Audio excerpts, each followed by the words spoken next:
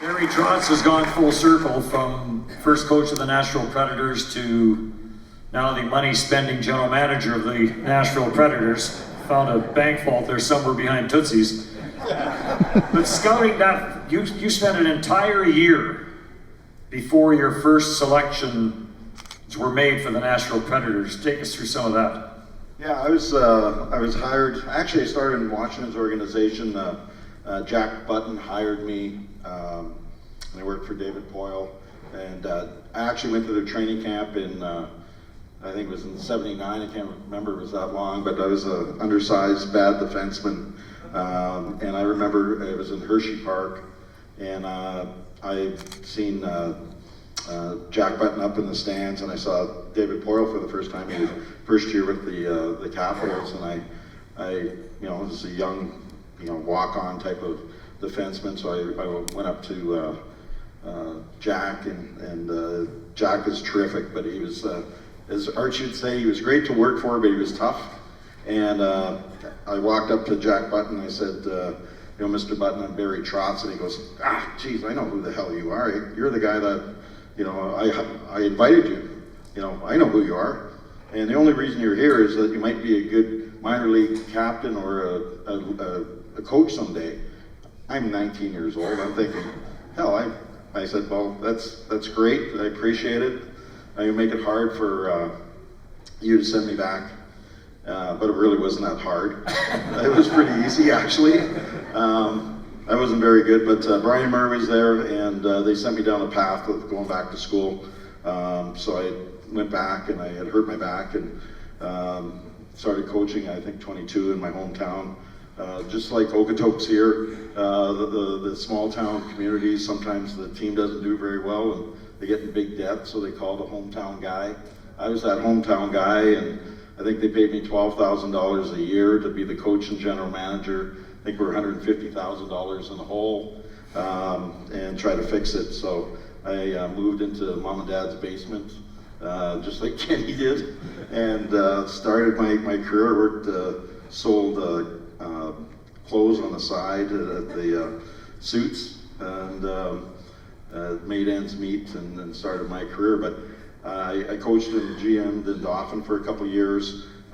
Wayne Fleming, who was a great mentor to me, is an absolutely wonderful coach when I played at the University of Manitoba. And then I hurt my back, and I started pushing pucks. And Wayne was one of those guys that would slip a piece of paper. Roger Nielsen, one of the great forerunners in the coaching industry, and he'd send me this or a little piece of paper here and there, and I started getting into coaching and scouting, and spent a lot of time. But from that, Wayne went on a sabbatical. I came back to the University of Manitoba, and Jack Button reached out and said, hey, I'm looking for a scout.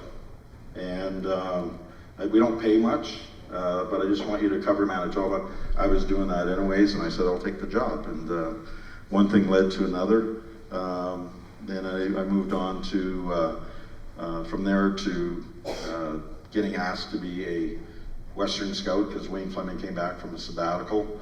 And then and Claire Rotheno, bless his heart, was a lot of these gentlemen that are in the room and have passed. They were great mentors. I was probably a 25-year-old person, and these guys all took me under the wing. I learned a lot of things right off the bat, to be respectful, take care of everybody. They just took care of me. But I also learned some other things on the road, because I had never been on the road. Make sure you take all the toilet paper and shampoo out of the rooms. All you can save $1. Make sure you get your Marriott points. All these things I didn't know, but they were fantastic. And then my career went from being an assistant coach in Baltimore and then head coach in Portland. And I got asked by David Poyle to come to Nashville. My first year, I was Buck Showalter. I didn't have a team, so I would go scout, and I was everybody's friend. I could go up to Mac T if he was coaching. He would tell me everything. Oh God, I feel your pain. What's going on? What's happening in Nashville? All these guys, and it was a great experience to get into their world. But I was scouting, and the expansion was a little different back then. I had trouble getting into some of the rinks. I remember going in New Jersey, and Lou put me behind one of those lights that you can't see, and I'm looking around trying to scout players. I remember coming to another rink, and I said, I'm with the Nashville Predators, and you get your credentials, and they say, who? And I'm like, we're Nashville Predators. We're going to be an NHL team. We got uniforms and everything. It's really swell, And you're like, and they have to call someone from upstairs, and they let me in the rink. But I met most of the players. This is the great thing about scouting. The guys see players on the ice, and you see what they can do, and you see how they impact, that they drive play, how they impact. But really, scouting is finding out about people, what drives them, the passion. And most of these guys in this room were those players that have that passion. I met most of our expansion. Expansion wasn't what Vegas had. It was real expansion. You got everybody's extra guy. And I met most of our team sitting next to him, up in the press box. I remember Scott Walker, who we took, I think, from the Vancouver Canucks. I had never seen him play. I saw him play, never in the NHL, live. I saw him play against my team in Portland. And I got to meet Scott Walker, and I saw the passion that he had. And we took him just because of personality, because teams didn't leave us much. And it was a great experience because I learned, I'll say, the art of starting up a team. And that's going to, hockey 101. I ordered carpet the first year. I scouted players, hired people, hired trainers. I think we ordered equipment. Was an architect for a little while.